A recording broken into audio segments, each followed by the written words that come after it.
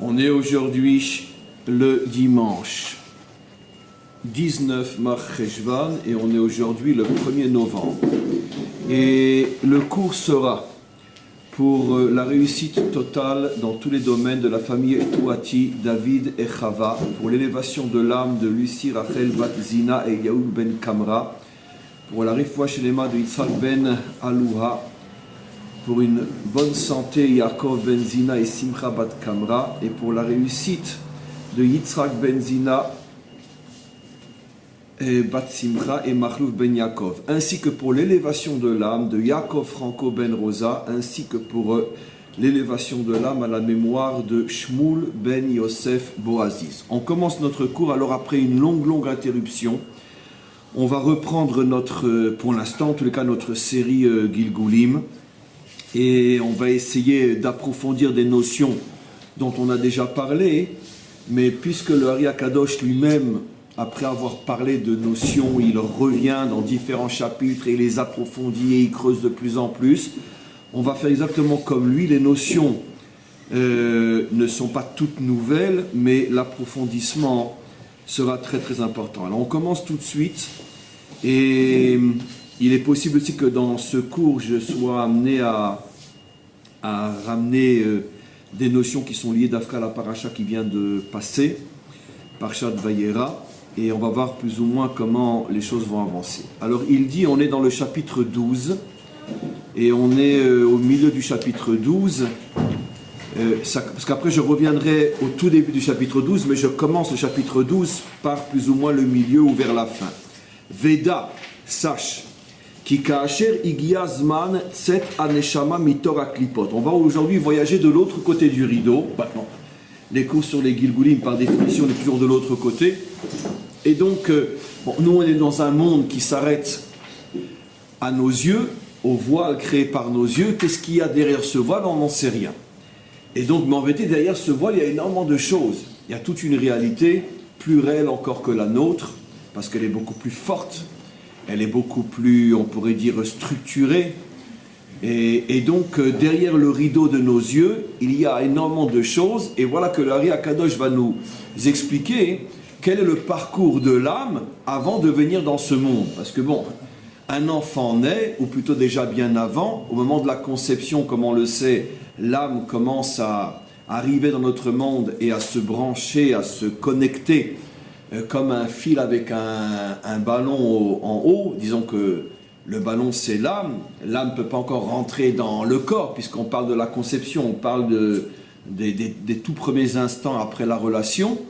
Et donc quand ça prend et que commence à se créer quelque chose, l'âme commence à descendre à ce moment-là. Pourquoi? On verra par la suite. Mais l'âme, d'où elle vient? Où elle était avant? Qu'est-ce qui s'est passé? Alors on reprend. Veda ki ka'asher igia zman tset aneshama mitor haklipot. Pour que l'âme puisse venir dans ce monde, il faut d'abord qu'elle sorte des clipotes. On va expliquer. La vo ba'olamazé, afin de venir dans ce monde, elle doit d'abord sortir de ce monde, on pourrait dire impur, ce monde de l'écorce dans lequel l'âme se trouvait. Contrairement à la fable fondée sur l'ignorance, l'âme ne vient pas d'un monde pur, l'âme ne vient pas d'un monde saint. Avant d'arriver dans notre corps, elle doit sortir du monde des clipotes. Et donc, pourtant, tous les matins, on dit Elokai neshama shenatata bi teorai. On dit tous les matins, maître du monde, l'âme que tu m'as donnée est pure. Si elle vient des clipotes, comment qu'elle peut être pure? Alors il explique, Em tzrichot betrila, avant d'arriver chez nous dans notre corps, elle doit d'abord lavo be'ibour. Elle doit d'abord être à l'intérieur, Be'ibour, comme une femme enceinte. Elle doit d'abord être Be'ibour, Bemae, dans le ventre, chez la Malchut, de la tribu divine appelée Malchut, Nekeva Eliona, qu'on appelle la féminité suprême. Alors, un petit résumé, parce que c'est... Ah non, je n'ai pas terminé la phrase. Et pourquoi l'âme, avant de descendre dans notre monde, donc je fais ce schéma-là, parce que la Malchut est au-dessus de la Klippa. Donc l'âme est dans la Klippa, elle s'arrache à la Klippa, elle rentre dans la Malchut. C'est comme si la Malchut était ensemencée d'une certaine manière. Et donc, et après, elle se purifie dans la malchoute et elle peut descendre dans ce monde. Alors pourquoi elle passe par la malchoute? Afin de se purifier, et c'est ça le sod qu'on dit dans la prière.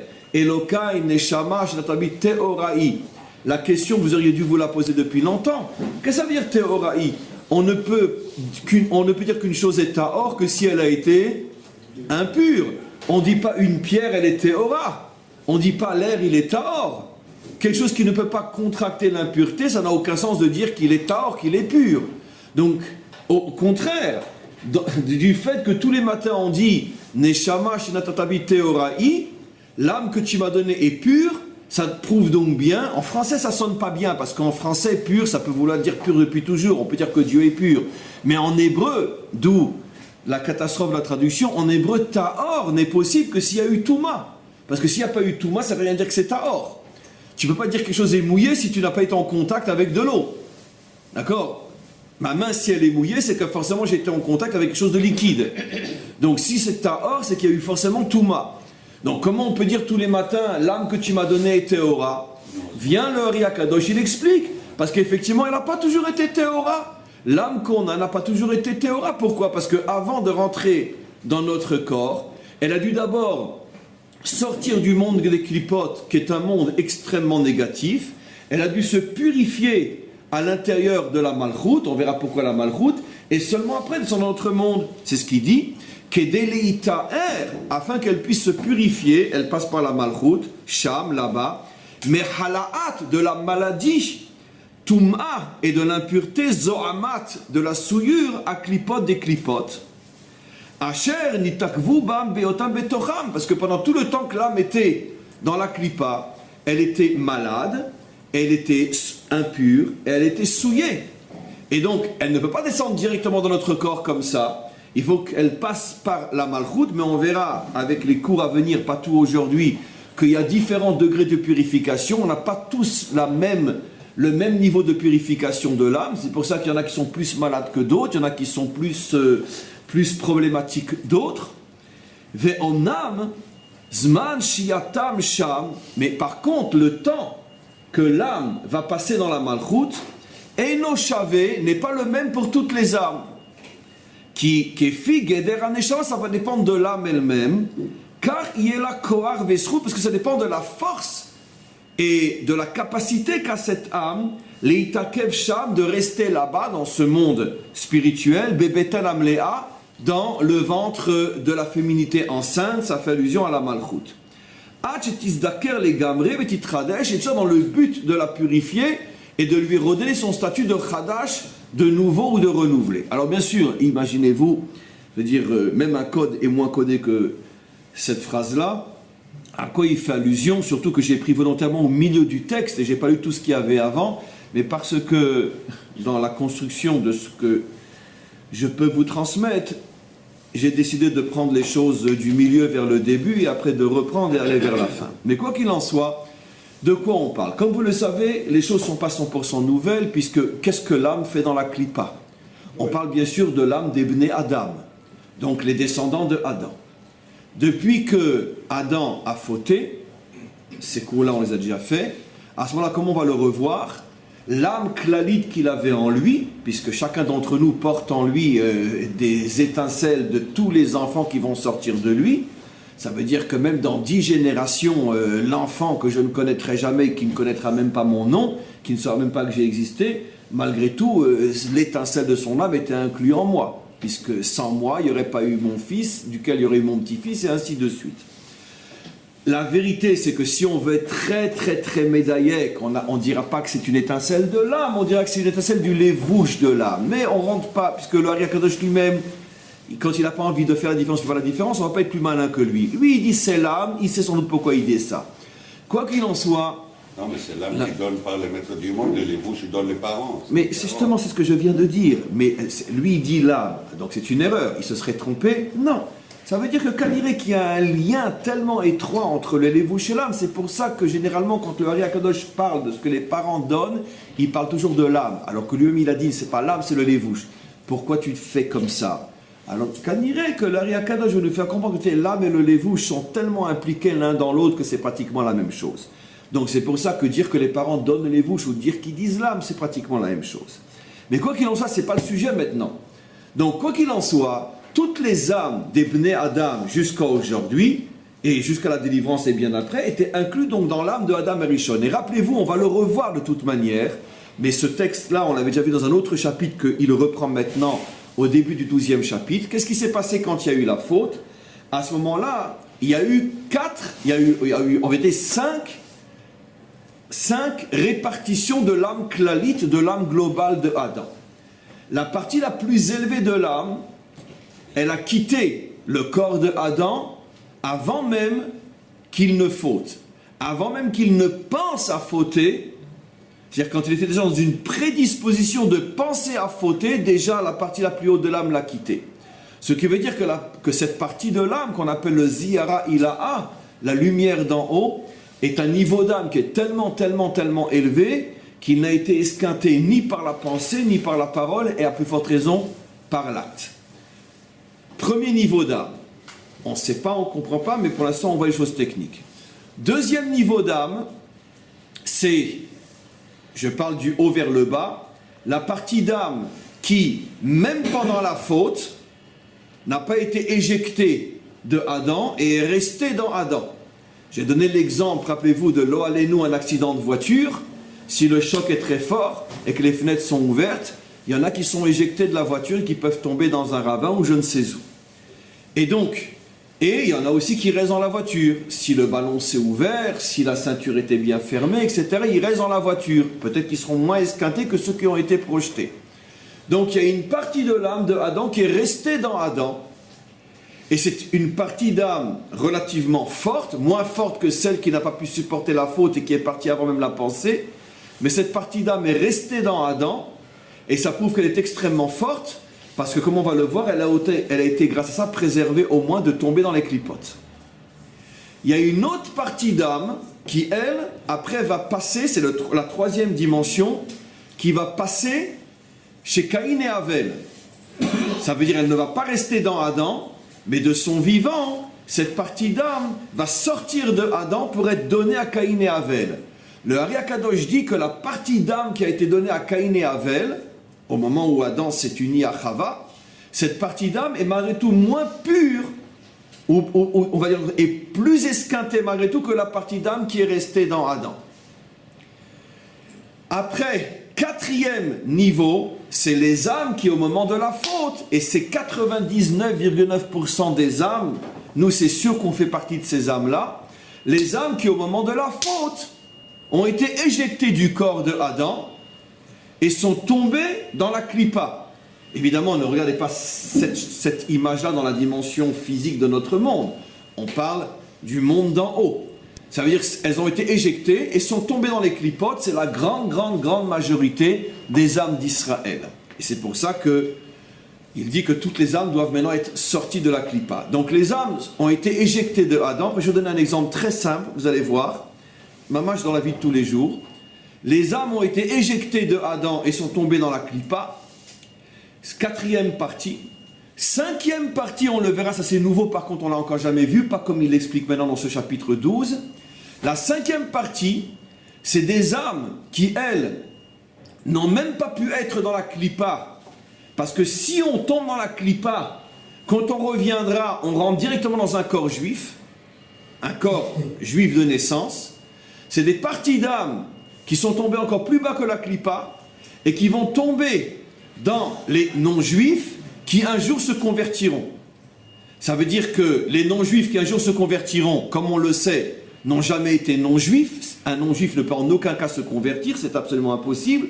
Il s'agit de potentialité de juifs, mais né quelque part dans un village de France ou je ne sais où, qui va à l'église tous les dimanches matins, et tout d'un coup, vers l'âge de 15-16 ans, il commence à sentir un réveil. D'où ça lui vient? Pourquoi il est différent de tous ses copains de classe qui vont à l'église comme lui, qui ont été baptisés et qui vont au catéchisme tous les dimanches matins? Pourquoi? Une famille française standard, l'école d'Avar. Qu'est-ce qui se passe? Parce que la différence, c'est que ce petit Patrice, lui, il n'a pas une âme non juive en lui, il a un morceau d'âme de l'âme de Adam Arishon, mais une partie qui a été des 5 niveaux la plus esquintée, et qui ne peut plus revenir vers sa source première en passant directement par un corps juif, il faut qu'elle rentre d'abord dans un corps non juif, et que là-bas, comme elle n'est pas à sa place, elle va se réveiller et faire tout un ta'alir d'amener le corps vers sa source première, et après il y aura conversion. Au moment où il y a la conversion, le converti reçoit une nouvelle âme qui, elle, n'a plus rien à voir avec la première, qui lui a simplement servi à se réveiller et à arriver. Mais quoi qu'il en soit, tant qu'il n'est pas converti, le niveau d'âme qu'il a, bien que c'est un niveau d'âme adamique, c'est le niveau le plus esquinté de l'âme adamique abîmée à cause de la faute, et c'est la raison pour laquelle il se retrouve maintenant dans un petit Fabrice qui va au catéchisme, dans un petit village de France jusqu'à je ne sais quel âge, et qu'après seulement, il va se réveiller pour revenir chez lui finalement, puisque une fois qu'il est converti, il est juif à part entière. Oh. Donc ça, c'est les 5 niveaux de l'âme. Maintenant, qu'est-ce qu'il nous explique? Il nous explique que tant que l'âme est dans la klipa, l'âme est extrêmement, il utilise des mots forts, mahalat, elle est malade, tumat, elle est impure, zohamat, elle est souillée. Alors je vais essayer de donner un exemple dans la vie de tous les jours, d'accord? Puisque Dibra Torah Kilshon Bene Adam, le devoir d'un enseignant ou même d'un étudiant, c'est d'essayer de comprendre par rapport à des principes de ce monde, comment les notions très abstraites fonctionnent. Donnons un exemple très simple. Pourquoi cet exemple me vient dans l'esprit? Parce que je pense que c'est celui qui englobe le plus tous les types de situations. Un homme et une femme, une très très très grosse dispute entre un homme et une femme. Avant la dispute, l'âme contient différents niveaux qui vont tous être abîmés. Le niveau le plus haut de l'âme, c'est que on est marié. Ce que je vais dire, c'est malheureusement pas vrai pour tout le monde. Et c'est une évidence pour nous qui ne peut pas être mise en cause. Pourquoi? Que je vous mets avec Zivugim, c'est lui qui a fait qu'on se rencontre. On ne va pas remettre en cause, pour des bêtises même graves, ce que le maître du monde a décidé. Donc ça, c'est la partie la plus haute de la relation entre l'homme et la femme qu'on appelle Ziyara Ilaha, qui, elle, ne peut jamais être détruite. Même peut-être s'il va y avoir une gifle, même peut-être s'il va y avoir un mot très très très blessant. Très bien, mais ça ne peut pas être mis en cause. On commençait ensemble, on termine ensemble. Ça, c'est le niveau d'âme inesquintable. Après, il peut y avoir après, il y a d'autres choses. Ça veut dire qu'au moment de la dispute, il y a un choc. Imaginez-vous qu'un coup de poing part, ou une gifle. Imaginez-vous ce qui fait des fois aussi mal, même avec la bouche et des fois plus bas. La femme sait dire exactement le mot qui va blesser son mari jusqu'au plus profond de lui-même. Et elle saura quoi lui dire, de mettre en évidence ses défauts, ses faiblesses, ses manques que tout le monde a, et qu'elle va l'attaquer là, et comme lui il sait que c'est vrai, il aura énormément de mal à s'en remettre. Donc, c'est ce qui s'est passé entre eux, c'est la faute. Paf! Un coup terrible. Alors, il y a une partie qui, même au moment de la dispute, et à plus forte raison après, n'est pas remis en cause. C'est, on reste marié quoi qu'il en soit. On ne se le dit pas, mais c'est une évidence. Après, il y a un niveau un peu plus bas, c'est qu'est-ce qui reste et qu'est-ce qui tombe. Alors, il y a énormément de choses qui vont tomber. Ça veut dire que toutes ces parties d'âme qui faisaient qu'on s'aimait, on était tendre l'un vis-à-vis de l'autre, on sortait au restaurant, on se disait des mots doux, on se jurait que, etc. Ça, c'est tombé. Et parfois, ça ne revient jamais. Ou ça revient difficilement. Parce que des fois, il y a des disputes qui sont telles qu'il y a des choses qui sont irréparables. Pourquoi? Parce que la blessure est trop profonde, parce que, etc., etc. Il y a des morceaux d'âme qui tombent. C'est-à-dire que dans la relation entre nous, il y a des choses que pour l'instant, on ne peut pas réparer. Maintenant, il y a des morceaux d'âme qui restent en nous, la relation continue, etc. Il y a des morceaux d'âme qui sortent de nous et qui sont transmis aux enfants, la famille continue. Mais il y a encore une fois des morceaux d'âme qui sont partis dans la klipa. Et il y a des morceaux d'âme qui, elles, sont partis, ce qu'on va appeler, encore plus bas que la klipa, dans des notions complètement non juives, au début, au niveau du corps. C'est-à-dire que peut-être que des fois, la relation peut être tellement abîmée et fragilisée que peut-être que l'un et l'autre vont commencer à penser à d'autres choses, même si ça tient encore.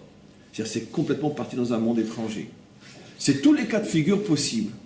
Vous voulez donner un autre exemple? Pas entre un homme et une femme, entre l'homme et Hachem. Entre l'homme et Hachem, on traverse une épreuve terrible. Je ne parle pas de faute d'Afka, une épreuve terrible. D'accord? Le ciel lui tombe sur la tête.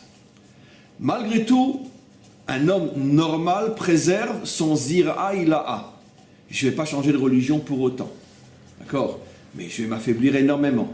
Il y a des morceaux d'âme qui sortent de moi. Il y a des choses que je ne ferai plus jamais. C'est clair. Il y a une cassure entre lui et moi. Il y a une partie de mon âme qui est tombée dans la clipa. Je ne fais plus. Il y a des morceaux d'âme qui restent en moi, mais c'est très affaibli. Il y a des morceaux d'âme que je vais transmettre à mes enfants, mais d'une âme affaiblie, donc je ne leur transmettrai pas ce que moi-même j'étais avant l'épreuve. Et il y a des choses en moi qui vont tomber complètement encore plus bas que la clipa, dans des choses qui ne sont même plus juives. C'est-à-dire que dans mon comportement, dans mon être, finalement, je vais glisser vers des choses auxquelles j'aurais jamais pensé arriver, parce que c'est même plus du tout dans ma pensée, dans ma manière de vivre en tant que juif. Tellement je me suis éloigné. On le voit dans le Ham Israël, c'est toutes les tendances qu'il y a dans le Ham Israël. Après la Shoah, on voit dans le Ham Israël des juifs qui carrément changent de nom et ne veulent même plus avoir un nom qui a une résonance juive, mais d'un autre côté ne se marient pas forcément avec une non-juive. Il y en a qui iront jusqu'à se marier avec une non-juive, et de là sortiront les futurs convertis, comme on le sait. Il y en a qui restent juifs, ni changent de nom, mais bon, ils vont à la Shula Kippour, un point c'est tout. Il y en a qui, bon, ils font un peu plus, mais jusqu'à ceux qui restent à la yeshiva et qui étudient comme si de rien ne s'était passé. Comme les grandes sadikim. Donc il y a tous les cas de figure.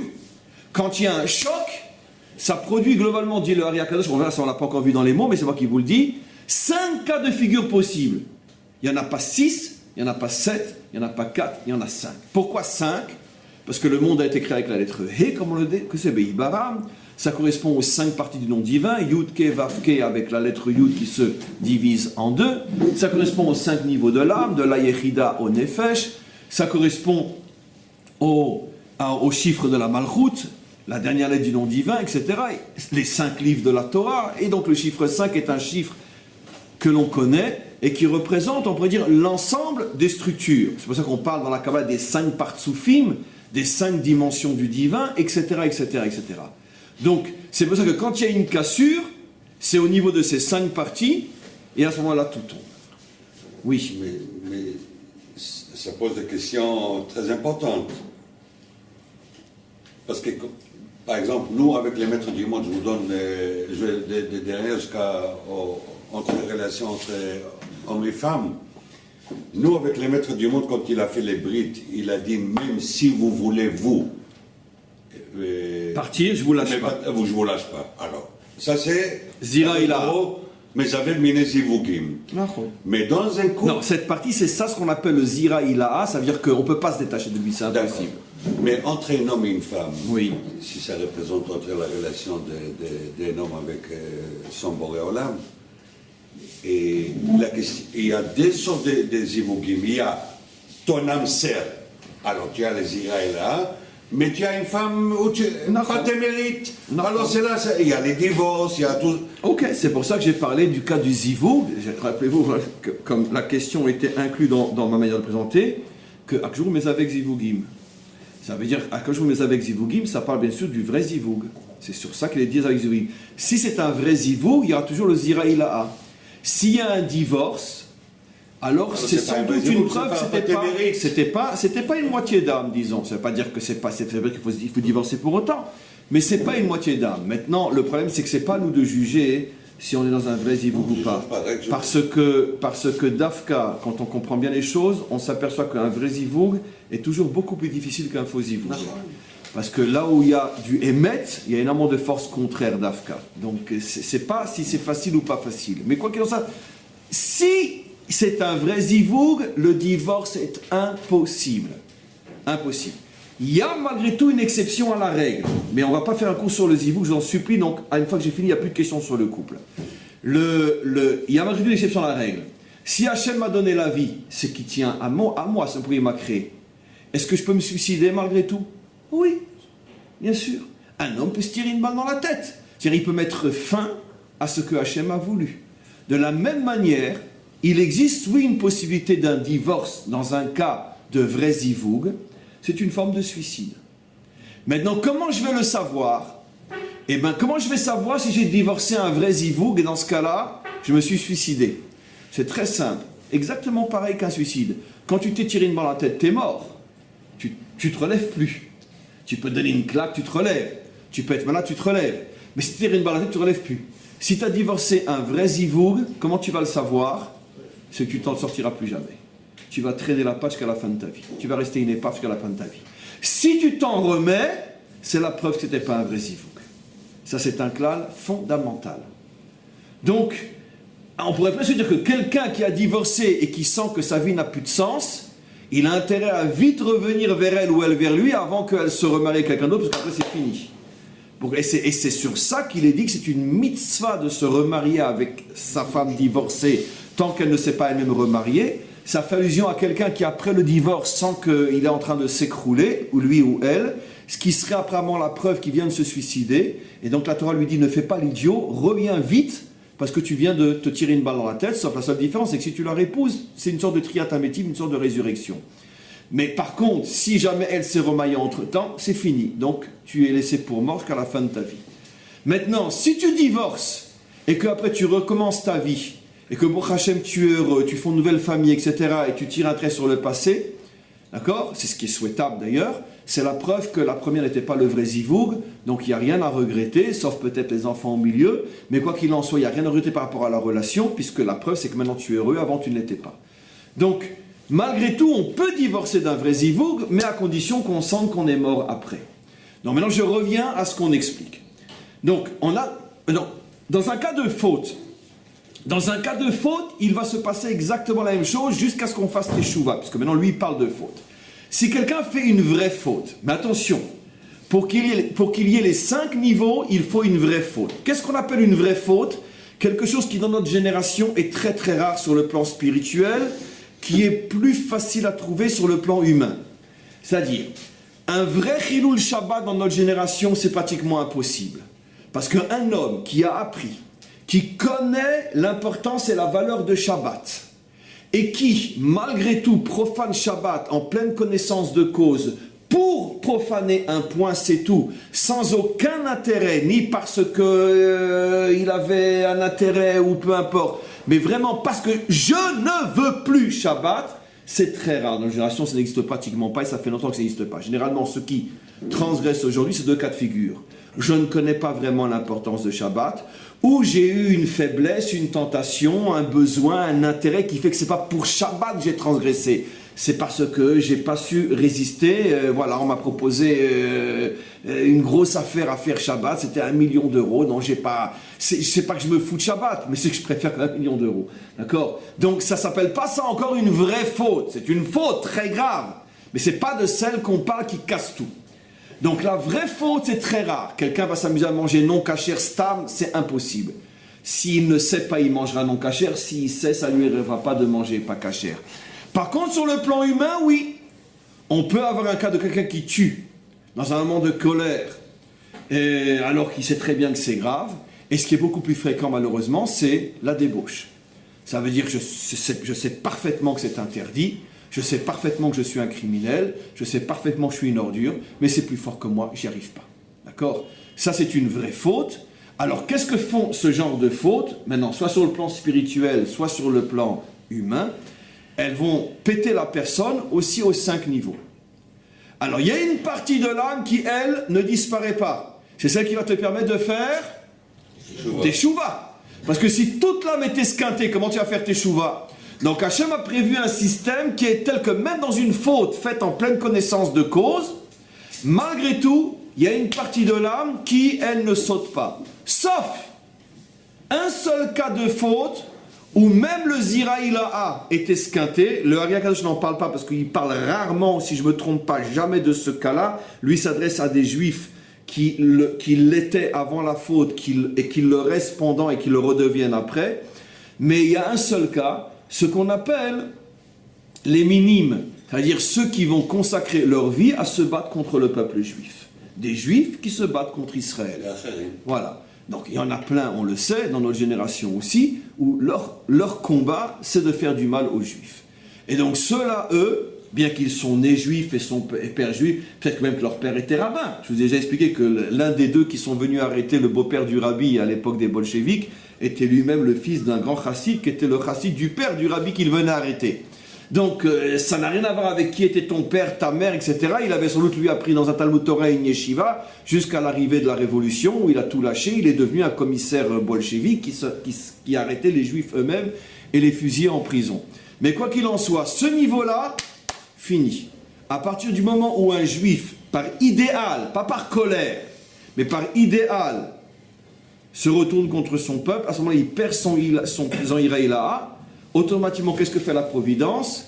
Elle fait qu'il est éjecté, il se perd, et toute la lignée après lui est perdue. Il revient. C'est sur ce genre de choses qu'il est dit Vechol ba'eha, tout celui qui arrive là-bas, lo yashuvun, ils ne reviendront pas. Chazal disent dans Maseret Sanhedrin, Zu Aminut, c'est les minimes. Les minimes, c'est le mot codé dans le Talmud pour faire allusion à ceux qui se battent contre le peuple juif. On sait que cette appellation a été donnée, entre autres, aux premiers chrétiens qui se sont retournés contre Israël, ont commencé à maudire et à calomnier la Torah d'Israël, etc., et jusqu'à nous accuser d'avoir tué Dieu, etc., etc. C'est sur eux, les premiers, qu'a été mis le mot minime, et après, tout juif, parce que c'était des juifs au départ. La calomnie a commencé à l'époque du christianisme juif, pas du christianisme païen. Et donc, puisqu'il a duré 100 ans, le christianisme juif.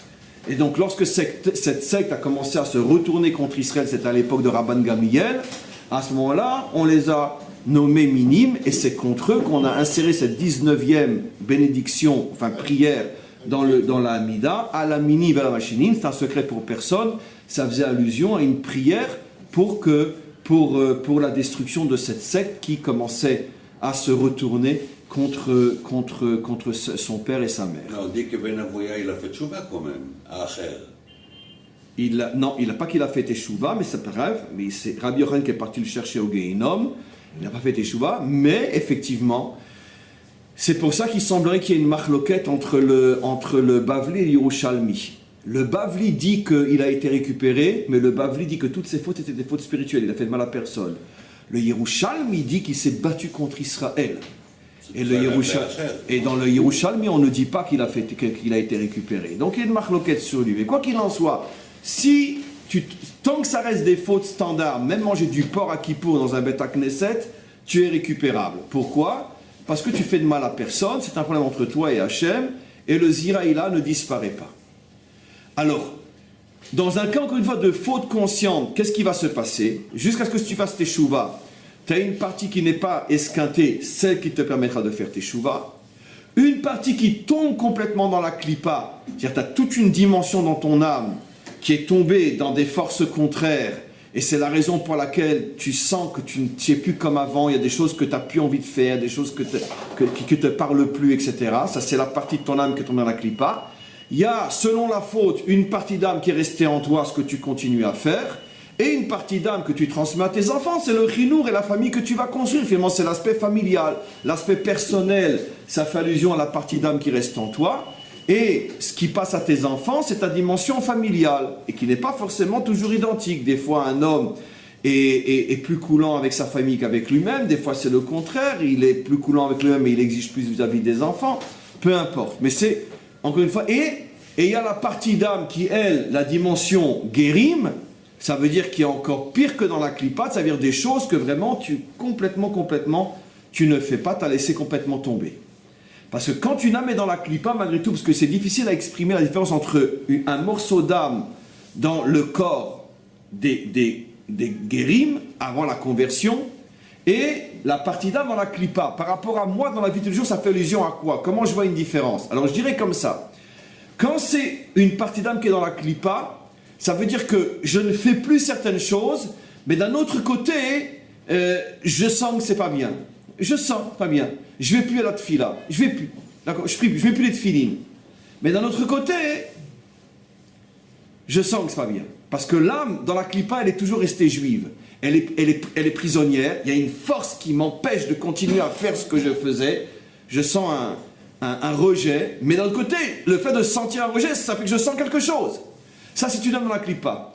Une âme dans le corps d'Élie, ça veut dire que j'ai plus aucun problème, je ne sens même plus qu'il y a un problème. Je cesse de faire et je ne vois même plus qu'il y a un problème. Ça ne vient même pas à l'idée de dire que je devrais faire. Ça, c'est des parties d'âme qui sont très esquintées. Comme un futur converti. Tout le temps qu'il allait à l'église le dimanche matin, il n'avait même pas la moindre idée qu'il y a un problème. Pourtant, il porte en lui cette dimension adamique qui un jour l'aidera à se réveiller, à se convertir. Mais pour l'instant, il n'y a aucun problème. Pourquoi? Parce que tant que ce n'est pas réveillé, c'est-à-dire tant que la tchouva n'a pas commencé. De même, le zira ilaha, tant qu'il est endormi, tant qu'il est à l'extérieur du corps, c'est la situation dans laquelle on se trouve. C'est le kotz du yud, et après les 4 lettres. Quand le zira ilaha commence à rebriller, alors tout se remet en place, et c'est ça la force de la teshuva. Adkan, aujourd'hui, je n'ai pas fini le cours, maintenant seulement on va le commencer. Ça, c'est la présentation, si vous voulez, le structurel, mécanique des choses.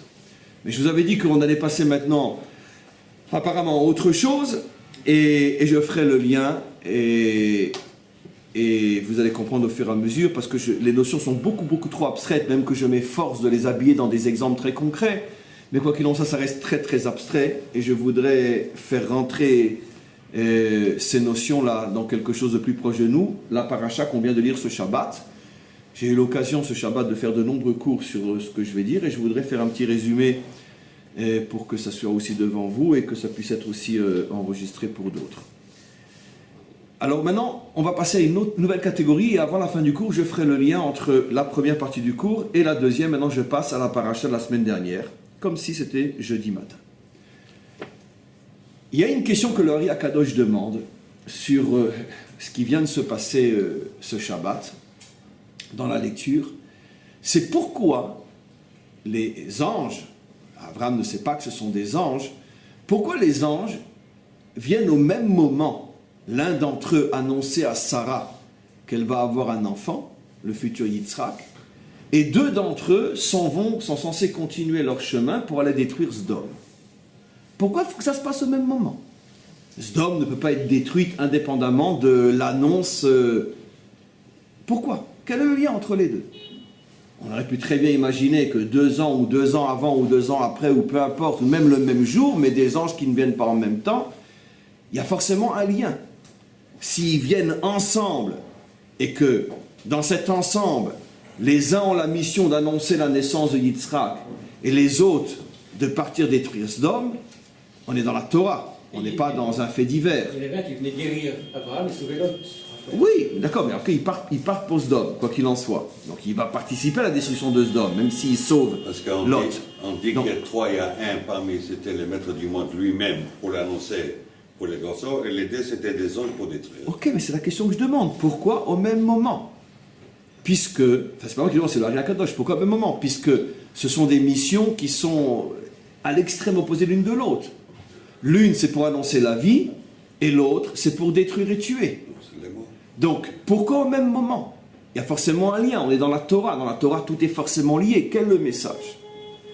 Le Ari Akadosh répond, parce que dans la destruction de Sdom, c'est pas seulement le problème de la destruction de Sdom, comme on va voir, mais c'est aussi et surtout la naissance de la lignée messianique. Puisque à cause et grâce à la destruction de Sdom, Lot va devoir se réfugier dans une grotte avec ses filles, et elles vont s'unir à lui, et de là va sortir le peuple de Moab, duquel sortira Ruth, duquel sortira David, duquel sortira Mashiach. Et le Ari Akadosh explique une chose absolument incroyable, que je vais affiner devant vous, c'est qu'en vérité, tous les anges sont venus pour la même mission, la vie. Les uns, la vie de Yitzhak, les autres, la vie du roi David. Et ils sont venus, la réalité va encore beaucoup plus loin. De la même manière que pour qu'un enfant naisse, il y a une déchirure, il y a des contractions, il y a du sang qui coule, et il y a des cris et des douleurs, naissance de Yitzhak. De la même manière, pour que Mashiach naisse, il y a des contractions, il y a des douleurs, il y a du sang, destruction de Sdom. Ça veut dire que dans les 2 cas, on parle d'un accouchement. Mais en vérité, l'intention des anges n'était pas, je vais expliquer pourquoi encore avant la fin du cours, de détruire Sdom, mais de permettre la venue du Mashiach.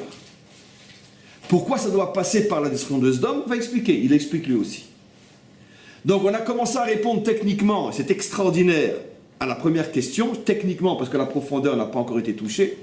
Techniquement, la question était pourquoi deux missions à l'extrême opposé, la vie et la mort? Le Ari Akadosh dit non, ces deux missions devaient être au même moment parce que c'est pas la vie et la mort, c'est la vie et la vie. La naissance de Yitzhak et la naissance du Mashiach, en tout cas le processus qui mène vers. Il va beaucoup plus loin et il explique, on assiste dans la venue des anges au fameux principe de Sof Maaseh V'Machashava Trila. Ce qui se dévoile à la fin est inclus dans la pensée du départ. Ce n'est qu'au moment de la réalisation que tu comprends ce qu'était dans la pensée du départ. Et donc, ici, naissance de Yitzhak, ou mise en place du processus de la naissance, parce qu'il n'est pas né à ce moment-là, mise en place du processus de la naissance de Yitzhak, mise en place du processus de la naissance de Mashiach, Yitzhak, Marshava, Mashiach, réalisation.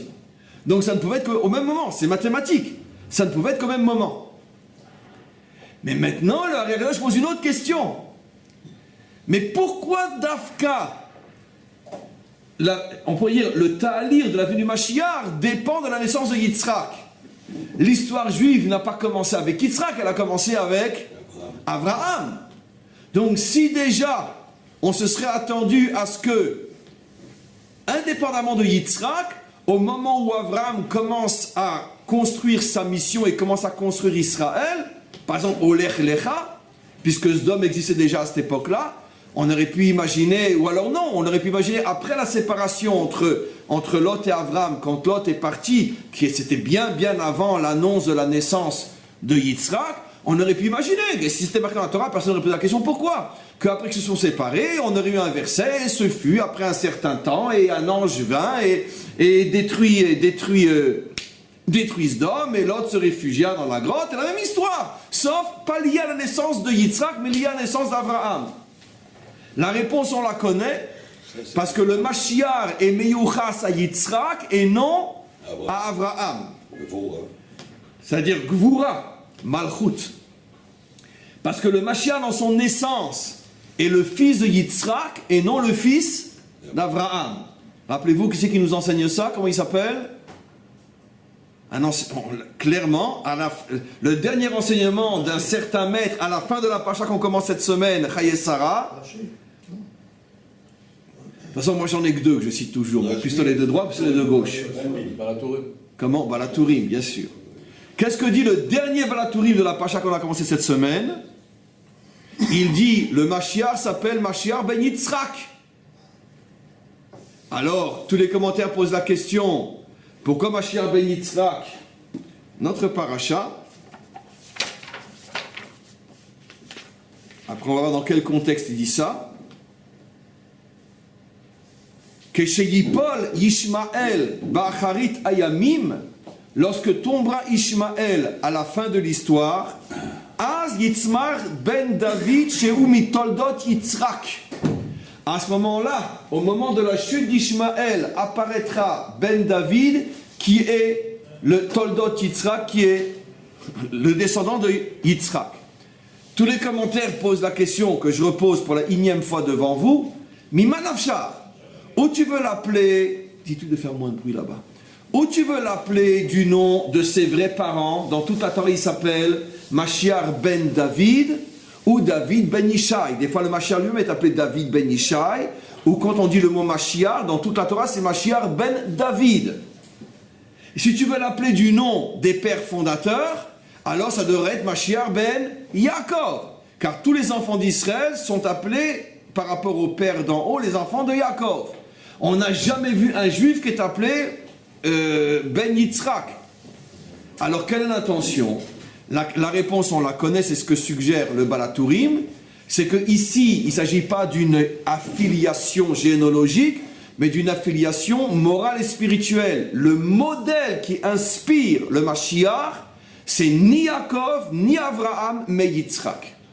C'est-à-dire, le Mashiach ne va pas se construire et construire le monde en utilisant la mida d'Abraham qui est la bonté. Il ne va même pas se servir de la mida de Yaakov qui est émettre la vérité, parce que la mauvaise foi se fiche royalement de la vérité, comme si les méchants de mauvaise foi ne connaissaient pas la vérité. Ça ne sert à rien de leur dire la vérité, ils la connaissent, mais ils n'en veulent pas. La seule mida dont le Mashiach doit servir, c'est Yitzhak, Gvura, la force. Pourquoi? Parce qu'avec la bonté, tu es perdu d'avance. Avec la vérité, c'est même pas la peine de commencer. Il te reste que la mida du Yitzhak, c'est la force. C'est ce à quoi fait allusion le Balaturim. Vient maintenant le Ari Akadosh et dit, c'est la raison pour laquelle au moment où le processus de la naissance de Yitzhak se dévoile dans le monde, au même moment le processus de la naissance du Mashiach se dévoile dans le monde. Je ne sais pas si vous comprenez l'actualité de cet enseignement, pour bien nous faire comprendre que si vous attendez un Mashiach qui parlera au nom de la bonté, de l'amour ou même de la vérité, vous pouvez attendre des milliards d'années. Il ne viendra jamais. Le Mashiach viendra au nom de la force et de la Gvura. Et c'est explicite dans la Torah, avec un minimum de clés. C'est ça, cette mission des anges qui viennent en même temps annoncer Yitzhak et Mashiach, pour bien montrer le lien entre les deux. Alors maintenant, on revient sur le Balaturim. Vous allez comprendre après quel rapport avec le Ari Akadosh dans Shara Gilgulim.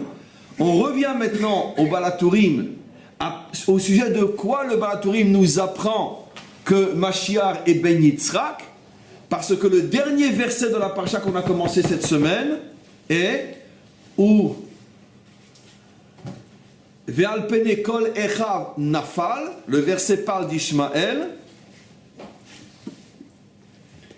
Le verset parle d'Ishmaël.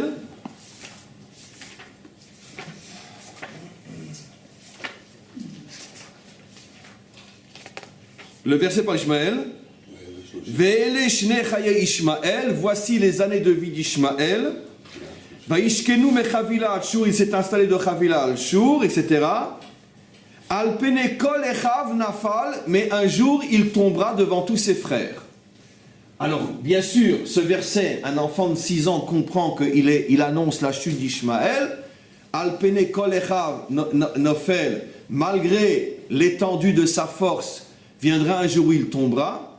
Et tout de suite après, le verset qui suit, c'est Ele toldot Yitzhak. Et voici l'histoire de Yitzhak. Bien sûr, le Balaturim fait le lien entre les deux versets. Quel est le rapport entre la chute d'Ishmaël et l'histoire de Yitzhak? De là son commentaire, c'est pour nous faire comprendre que Ishmaël tombera dans les mains du Mashiach, et le Mashiach ne pourra faire tomber Ishmaël qu'avec la force de Yitzhak qui est Gvura et Kohar. Pas de négociation, pas de paix, pas de bonté, la force contre la force et que le plus fort gagne. Quel frère il a Ishmaël? Comment? Il a des frères Ishmaël? Baruch, tous les autres enfants de Yitzhak, d'Avraham. Les enfants d'Avraham, c'est Ishmaël. D'Avraham, c'est Yitzhak et descendants. Il y a tous les Bnei Torah aussi. Tous les Bnei Torah, etc. Bien sûr. En plus, tous les Bnei Torah, en plus, dans la Torah, les neveux sont appelés aussi les frères. Les neveux, comme on voit que Avraham a dit que Anashim Achim Manachnu, il a dit sur l'autre, nous sommes des frères. Donc, de toute façon, il a des frères biologiques, puisque pour nous, la Achva se construit d'après le père. Donc il a énormément de frères du côté d'Abraham. Et en plus, de toute façon, tous les neveux, les cousins, etc., dans le langage biblique, s'appellent les frères. Les cousins, les neveux d'un homme sont tous appelés ses frères. Parce que n'oublions pas que de toute façon, c'est une traduction française. Qu'est-ce que veut dire le mot ach en hébreu? Même moderne. Les achot, c'est quoi les achot? Liés, soudés. Donc tous les membres d'une même famille s'appellent des achim. Nous, on est coincés à cause de la traduction. Parce qu'on oublie que l'hébreu a été donné en hébreu, pas en français. Et donc, un ach, c'est celui qui est lié à moi. Donc, tous les membres d'une même famille s'appellent des achim.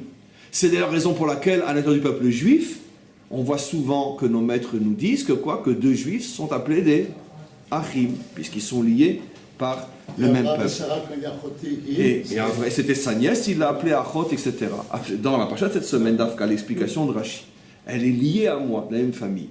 Donc on revient maintenant à notre explication. Pourquoi Ishmaël?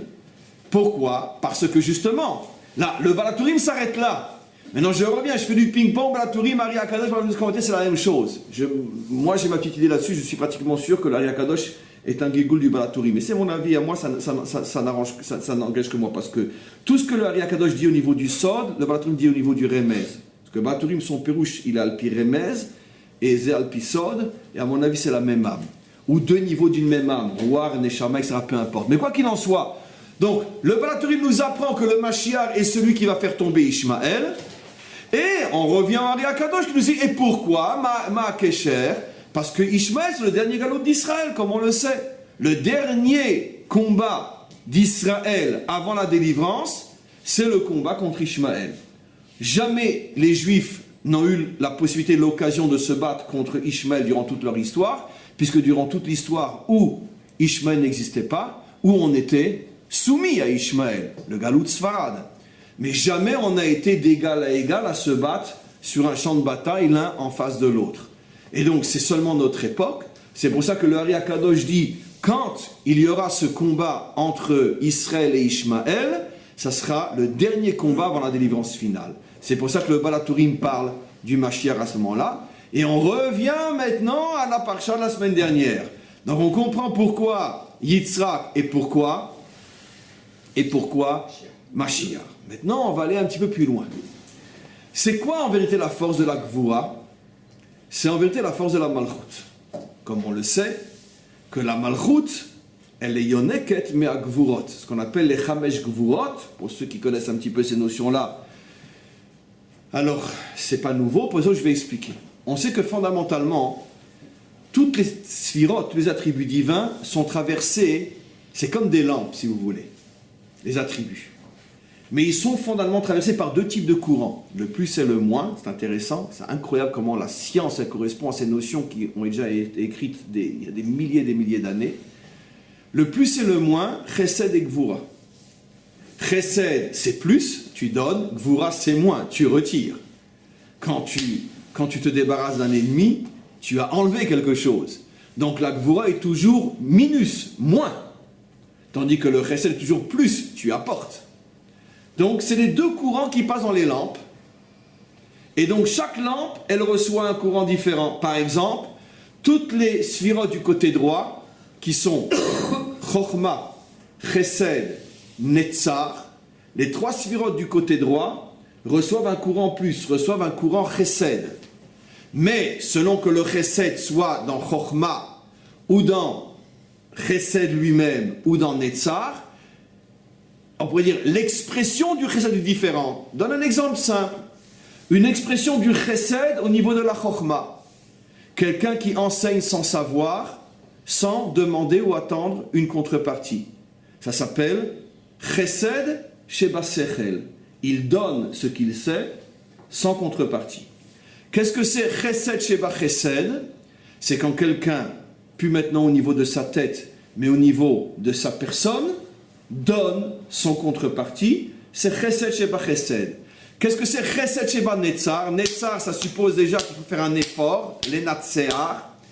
La différence entre Chesed Sheba Chesed et Chesed Sheba Netzar, c'est que Chesed Sheba Chesed, c'est que j'ai envie de faire du bien à quelqu'un, mais ça ne me cause aucune difficulté, sauf qu'il fallait que j'ai envie, parce que c'est pas tout le monde qui fait du bien à un autre.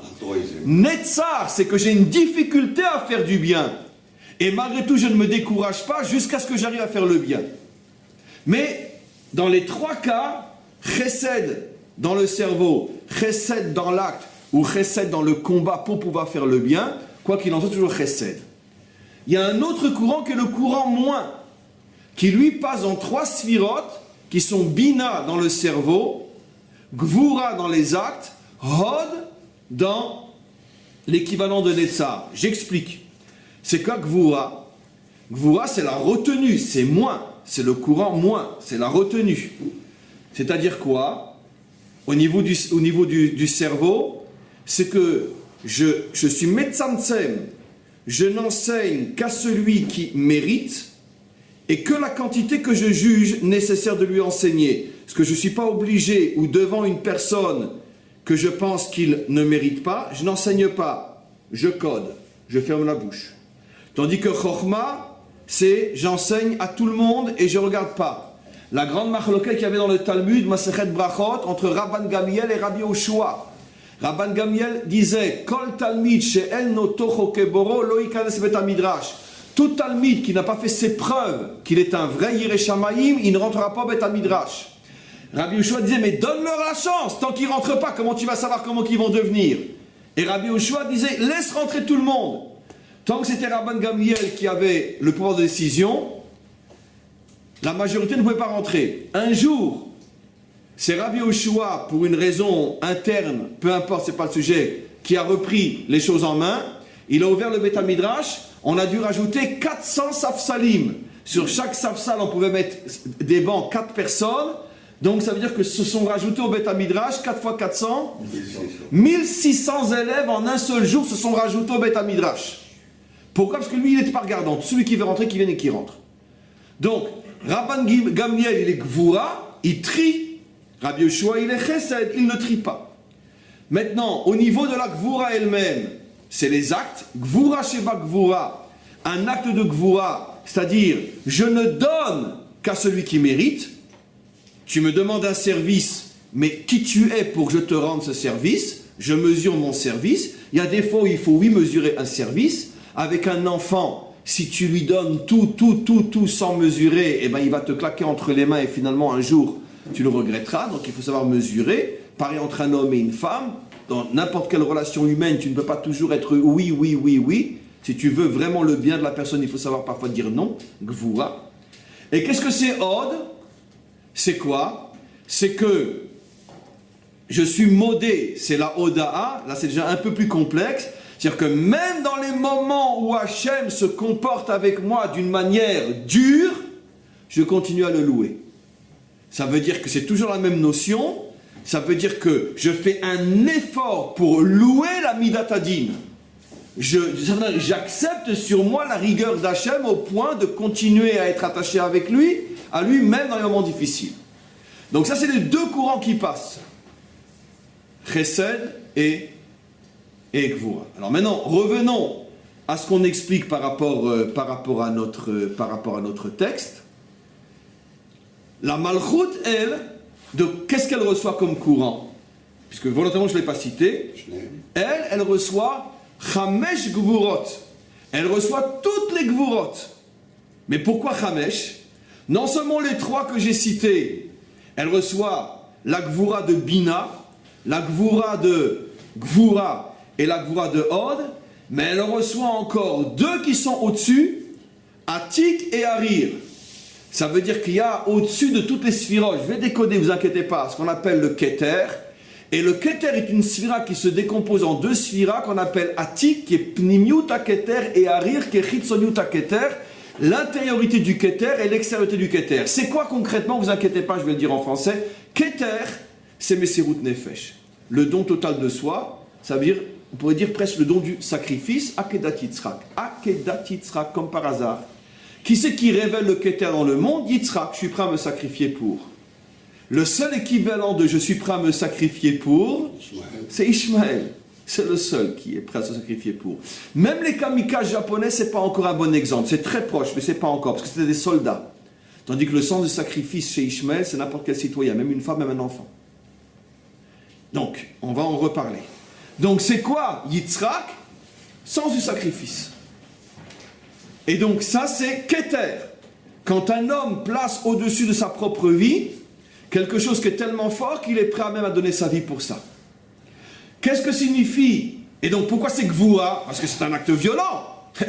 Donner sa vie, c'est violent, c'est pas de la gentillesse, c'est pas de la bonté, c'est pas de l'amour. C'est dur. Et pourquoi il y a 2 Chitzoniut et Pnimiut, extériorité, intériorité? Parce qu'il y a 2 manières de donner, il y a 2 manières, on pourrait dire, de donner sa vie. Et la plus dure, c'est la vie intérieure. Et je vais donner un exemple fabuleux. Chitzoniut Aketer, c'est quand je donne mon corps. Ça fait mal, mais je suis prêt à le donner. Il y a quelque chose qui est plus dur encore. Donner son âme. C'est plus dur encore. Bitul Atzmi. Où on le voit ça, c'est l'exemple, c'est Abraham au moment de la Akeda. Yitzhak est prêt à donner son corps. Mais Abraham, qu'est-ce qu'il était prêt à donner? Son âme. De faire quelque chose qui remet en cause tout ce qu'il a construit, tout ce qu'il avait compris, tout ce à quoi il croit. Et il le fait quand même. C'est pour ça que nos maîtres disent, on appelle cette épreuve l'épreuve d'Abraham et non l'épreuve de Yitzhak, car c'est malgré tout plus facile de donner son corps que de donner son âme. Un autre qui a été prêt aussi, on dit, qui a atteint Pnimiut HaKeter, c'est Moshe Rabbeinu. Quand après toute une vie où il amène Israël à la frontière d'Israël, il a fait tout le travail le plus dur, et je lui ai dit, toi tu rentres pas, et il dit, c'est pas grave, je rentre pas. Il a essayé de négocier, mais après il est resté le même Moshe jusqu'à la fin de sa vie, pas un mot sur Hachem, il a donné son âme. C'est-à-dire, il a compris qu'Hachem a sa raison, je ne sais pas, etc. Je donne mon âme. Et donc, ça c'est le niveau le plus dur, mais qui est un acte de gvoura. Et c'est ça ce qu'on dit, que la Malchut, elle prend les 5 gvurot, et je vais vous donner un cas, et vous allez voir avec David Ameler, qui est l'exemple. Ça veut dire que le Meler authentique, c'est celui qui est capable d'avoir les 5 gvurot. Vous voulez voir où sont les 5 gvurot chez David Ameler? David Ameler, on commence par le haut. D'accord? David Ameler a été éprouvé dans Pnimiut HaKeter, on ne peut même pas imaginer. Nos maîtres disent que la souffrance que David Ameler a ressentie au moment où son fils a voulu le tuer et lui a violé ses 18 femmes est une souffrance qui a dépassé pour lui la souffrance que ressentira le monde au moment de la guerre de Gog et Magog. La guerre de Gog et Magog, je veux dire de manière très crue, très brute, etc., nos prophètes prévoient quand même un shlish de l'humanité qui va disparaître. Donc 2 milliards sur 7 milliards, c'est énorme. Et sans compter des souffrances énormes au sujet desquelles, à la fin du premier chapitre de Brachot, la Gemara dit que toutes les souffrances d'Israël jusqu'à la guerre de Magog seront oubliées tellement celle-là, elle sera incommensurable. Bon, on n'a rien dit, on est des idiots, on n'a pas parlé comme ça ne se passera pas, Bezrat Hashem, Amen. Mais quoi qu'il en soit, ce qui a marqué dans les textes. Et on dit que la souffrance qu'a ressentie David Ameler, c'est dans Brachot aussi, était plus grande encore que la souffrance de Gog et Magog. Et ça ne l'a pas empêché de continuer à être David Ameler. Alors qu'il aurait pu dire à Hachem, non mais attends, je vais disjoncter, mais moi dans un asile, c'est pas possible. Surtout qu'avant ça, disent nos maîtres, il avait eu d'autres épreuves familiales terribles. Un fils qui a violé une sœur, un autre fils qui tue le fils qui a violé la sœur, et un fils qui veut tuer son père. Ça veut dire une histoire familiale pas commune. Comment? Très lourde. Il n'a pas disjoncté. Sans compter tous les complots, sans compter qu'il a passé la moitié de sa vie à être poursuivi, à être en danger, etc. Pnimiut HaKeter. Ça veut dire qu'il a mis sa tête de côté, il a dit, écoute Hachem, je ne cherche pas à comprendre, parce que si je me pose la moindre question, je vais péter les plombs. Donc, je ne réfléchis pas. Chitzoniut HaKeter, toute sa vie, il était sur un char avec une épée, prêt à donner sa vie. C'est un combattant par excellence. Et il n'est jamais sûr qu'il va revenir. Une fois qu'il a été pris par le roi des Philistins, il a failli y passer, s'il ne s'était pas rendu fou, etc. Après, toutes les autres notions de la Gvura, il les a aussi. N'oublions pas que c'est lui qui donne l'ordre à Shlomo de se débarrasser de tous ceux qui gênent. Lui, il ne l'a pas fait, c'est son problème, parce qu'il a su les gérer. C'est pas dire qu'il les a aimés, il a su les gérer. Mais il dit à son fils, toi, tu n'es pas David, débarrasse-toi d'eux. Bina, ça veut dire trie ceux qui sont proches de toi et non. C'est très dur comme décision. Lui, encore une fois, pourquoi il ne l'a pas fait? C'est parce que lui, il était plus fort que Shlomo. Il arrivait à gérer. Nos maîtres disent à quoi il ressemble David? À quelqu'un qui vit dans un nid de serpent qui ne se fait pas piquer. Lui, il était plus fort au niveau de la royauté que Shlomo. Il savait vivre avec des serpents et pas se faire piquer. Mais il a su que Shlomo n'aurait pas ce niveau-là, il m'a dit qu'il l'est. C'est le conte d'Abraham. Ah, comment? C'était le conte d'Abraham dans les villes qu'il a fait avec Massa Matan. D'accord, exactement. C'est ce qu'Abraham cherchait. C'est un niveau très très haut. Après, il y a Gvura Sheba Gvura, par définition, c'est un Meler, donc il a forcément de la Gvura. Od, Teilim, avec toutes les catastrophes qui lui arrivaient, il n'a pas cessé de louer Hachem. Et Malchut, il est Meler. Donc il a les 5 Gvurot. Maintenant, d'où viennent les 5 Gvurot, disent nos maîtres? De Yitzhak. Yitzhak aussi a les 5 Gvurot, bien que j'ai expliqué que dans la Hakeda, il a surtout la 4e ou la première, la 2e du haut vers le bas, Chitzoniut, où on sait que Yitzhak avait aussi Pnimiut HaKeter, où on le voit qu'il avait aussi Pnimiut HaKeter, bien que ce n'est pas son truc principal, mais où on sait qu'il a Pnimiut HaKeter. Eh bien, vous allez être étonné de ce que l'Ari Kadosh révèle. Il avait 37 ans quand il est parti. C'est physique, mais il était pas donné son corps. Non, mais où on a vu qu'il a donné juste son âme. C'est-à-dire que sans engager son corps, nos maîtres disent qu'il a été mévater sur Esav. Ça a été pour lui une souffrance énorme d'être mévater sur Esav, que quand il s'est rendu compte de qui était Esav, c'est marqué dans la Torah, Vayachared Ha'ada Gdola. Il a eu une très très grande peur quand il s'est enfin rendu compte qui était Esav. Nos maîtres disent, c'est comme si l'enfer s'était ouvert sous ses pieds. Non, ça c'est Abraham, par rapport à Ishmaël. Mais Vayechared, Harada Gdola, c'est-à-dire c'est plus fort que Yira, c'est quelque chose de terrible, un trauma terrible, il s'en est jamais remis quand il s'est rendu compte que finalement, il devait être Mévater. Pourquoi? Il savait très bien qui était Esav, mais quel était le grand rêve de Yitzhak? Récupérer Esav. Et quand il était obligé de se rendre compte qu'il n'arriverait plus à récupérer, et c'est fini, fait un trait sur Esav, passe à Yaakov, à ce moment-là, il a ressenti une douleur comme si on l'avait mis en enfer, dit Rashi. Comme si on l'avait brûlé vif. Et donc il a eu aussi, et ça ne l'a pas empêché de continuer. C'est-à-dire que tous ces hommes-là, comme David, Moshe, Yitzhak, sont des hommes qui passent par des traumas. Avraham dans la Hakeda, Ata Yadati Kiyere Elohim Ata, sont des hommes qui passent par des traumas spirituels et moraux inimaginables et qui ne disjonctent pas. Ils ont atteint Pnimiut HaKeter. Vous comprenez ce que c'est Pnimiut HaKeter? Pnimiut HaKeter, pour citer des gens comme vous et moi, ça veut dire que c'est quelqu'un qui... Les soldats américains arrivent à Auschwitz avec des conserves, etc. Il y en a un qui leur dit, est-ce que vous n'auriez pas une paire de tefilines? Ça c'est Pnimiut HaKeter. Il y en a eu des milliers comme ça. Ils ne veulent pas, ils veulent une paire de tefilines. Avant tout, une paire de tefilines. Je veux mettre les tefilines. Avant de manger. Et combien que de soldats américains ont témoigné, ça les rendait fous, mais ces juifs-là qui sont squelettiques, ils demandent des tefilines. Parce qu'ils savaient qu'il y avait parmi les soldats des juifs qui avaient peut-être avec eux des tefilines, ils demandaient des paires de tefilines. Ça c'est Pnimiut HaKeter. Rien ne m'a fait bouger. Pnimiut HaKeter. Mais ça, c'est un niveau qu'on ne peut même pas imaginer. Parce que je pense que nous, si on nous demande des tefilines ou une boîte de conserve, après, au Auschwitz, je pense qu'on demandera 3 boîtes de conserve. C'est normal, on n'est pas au niveau de Pnimiut HaKeter. Ça, c'est des niveaux qui sont très très hauts. Donc on a compris maintenant quel est le lien entre Mashiach et Yitzhak, c'est que c'est tout le Inyan des Gvurot. Voilà. Maintenant, il faudrait continuer encore un petit peu. Mais malgré tout, Al-Rabbi Yoshua Amro, le maître du monde lui-même, c'est pas sur Rabbi Gamliel qui est le Midat Adin. Non, mais parce que Rabban Gamliel, lui, il est Meller, il est un descendant de David à Meller, Rabbi Yoshua, il n'est pas Meller. וכי אמר ניצחוני בניי לרבי יהושע. נכון, mais כי התורה היא פה, לא בשמיים. Le monde n'a pas été créé que sur la Malchut. Dans le peuple juif, il n'y a pas que des Melachim. Il y a des tzadikim, il y a des chassidim, il y a des chachamim, il y a des nevi'im, la fameuse répartition, etc. Mais là, on parle de Malchut, puisqu'on parle de Mashiach. Malchut, c'est Gvura. La délivrance qui passe par la Malchut, c'est Gvura. Maintenant, ce que suggère, maintenant, pour commencer à refaire le lien avec notre cours, rappelez-vous ce qu'il dit, que toutes les âmes qui sont tombées dans la clipote avant de venir dans ce monde sont obligées de passer par la Malchut. Regardez ce qu'il dit. Ki ka'asher igia zman tset aneshama mitor aklipot, lorsqu'arrive le moment d'une âme de sortir de la klipa, la vo be'olamazé pour venir dans ce monde, em srichot betrila, elles doivent d'abord passer d'abord, be'ibour, elles doivent être fécondées, be'maïe à malchut, dans le ventre spirituel de la malchut, nekava eliona, la féminité d'en haut, kedeli ta'er, afin de se purifier, leinakot, et de se nettoyer, mais halaat, de la maladie, touma, de l'impureté, zoama, de la souillure.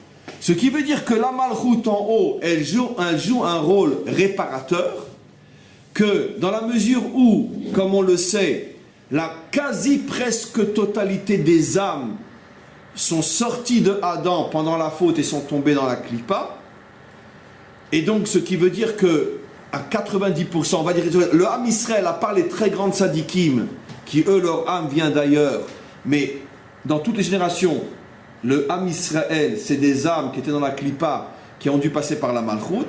Ce qui veut dire donc que, c'est pour ça que Rashbi dit, Kol bene Israël bene melachim em. Rashbi dit, ça c'est pas de moi, c'est du Ari Akadosh. Cette phrase, elle est dans le Talmud, mais ce que veut dire le Ari Akadosh, Kol bene Israël bene melachim em. Le Ari Akadosh dit, tous les enfants d'Israël sont des fils de rois. Le Ari Akadosh dit pourquoi? Parce que Rashbi faisait, comment c'est que Rashbi c'est le maître de la délivrance finale? Il faisait allusion, ça je vous l'ai déjà dit, aux âmes de la génération avant la délivrance. Pratiquement toute la génération avant la délivrance, c'est des âmes de la Malchut, Bene Melachim. Pourquoi de la Malchut? Parce que on est tous des âmes venant de la Klipa qui ont dû passer par la Malchut avant de descendre dans ce monde. puisque si on est la génération de la Géoula, ou au moins du Réchid Géoulatenu, du début de la délivrance, on est forcément des âmes de la Malchut. Alors bien sûr, il va falloir comprendre tout ce que cela signifie. Il y a eu des générations où c'était des âmes peut-être de Chesed, de Gvura, peu importe, mais nous, on est les âmes de la Malchut. Le simple fait qu'on est en Eretz Israël et qu'on se bat contre Ishmaël, c'est bien la preuve qu'on est des âmes de la Malchut, puisque le Balatourim affirme, et le Rakadosh, que seul le Melech HaMashiach peut se battre contre Ishmaël ou le courant messianique qui sont les générations d'aujourd'hui, car jamais dans l'histoire il y a eu un combat, une opposition entre Israël et Ishmaël, jamais ça n'a commencé que ces derniers siècles et surtout ces dernières décennies. Donc c'est bien le courant messianique. Alors il va falloir comprendre Bezrat Hashem la suite, mais je veux seulement introduire, je vais arrêter parce que ça fait déjà énorme pour aujourd'hui. Il y a un autre point commun qui va servir pour le prochain cours, qui est très très important. Comment se fait-il que finalement, que autant l'âme de Yitzhak que l'âme du Mashiach doivent passer par des chemins complètement détournés pour venir dans ce monde, qui est finalement le chemin de la Klippa. L'âme du Mashiach, c'est évident, un père avec ses filles. La Klippa par excellence, l'impureté par excellence. Même l'âme de Yitzhak, figurez-vous, vous vous rappellerez dès que je vais commencer, rappelez-vous qu'après que l'ange annonce à Sarah et Abraham la future naissance, après, on a ce fameux passage qu'elle va être prise dans la maison d'Avimelech, elle va, tentative de viol, personne ne sait vraiment ce qui s'est passé là-bas, sauf Hachem bien sûr, mais tout le monde a le droit de penser que. Ça va tellement loin que vous regarderez qu'est-ce que dit le premier Rashi de Parshat Toldot, que comme par hasard, elle est tombée enceinte juste après être sortie de chez Avimelech. 9 mois après sa vie chez Avimelech, elle met au monde un enfant. Rashi dit, tout le monde disait, vous pensez bien. 60 ans avec son mari, elle n'est pas enceinte. Une nuit avec Avimelech, elle est enceinte. C'est l'enfant d'Avimelech. Et comprenez ce que dit Rashi. Pendant longtemps, tout le monde disait, c'est le fils d'Avimelech. Au bout de quelques années, qu'est-ce qu'a fait Hachem? C'est comme ça qu'il faut comprendre Rashi. Il a fait qu'en grandissant, vers l'âge de l'adolescence et plus, le visage d'Yitzhak commençait de plus en plus à ressembler au visage d'Abraham. C'est pas quand il est né qu'il ressemblait, non. Quand il est né, tout le monde disait c'est le fils d'Avimelech. Et ça a duré peut-être jusqu'à ce que le visage se précise, l'adolescence, et jusqu'alors tout le monde disait allez, arrêtez de nous raconter des histoires.